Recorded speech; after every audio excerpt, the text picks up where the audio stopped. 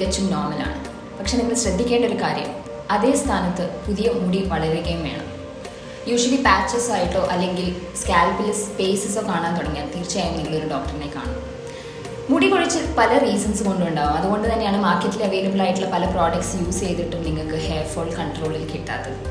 അപ്പോൾ usually hormonal disorders ആയ thyroid, PCOD, sudden weight gain, weight loss, അല്ലെങ്കിൽ dandruff, അല്ലെങ്കിൽ സ്കാബ് സോറിയാസിസ്, സെബോറിക് ഡെർമറ്റൈറ്റിസ് പോലുള്ള ഡെർമറ്റോളജിക്കൽ കൺസേൺസ്, അല്ലെങ്കിൽ ഉറക്കക്കുറവ്, സ്ട്രെസ്, അല്ലെങ്കിൽ തുടർച്ചയായ കെമിക്കൽ ട്രീറ്റ്മെൻറ്റ്സ്, അല്ലെങ്കിൽ ബോഡി ഹീറ്റ് കൂട്ടുന്ന അസുഖങ്ങൾ, ഇത്തരം റീസൺസ് കൊണ്ടൊക്കെ മുടി കൊഴിച്ചിലുണ്ടാകാം.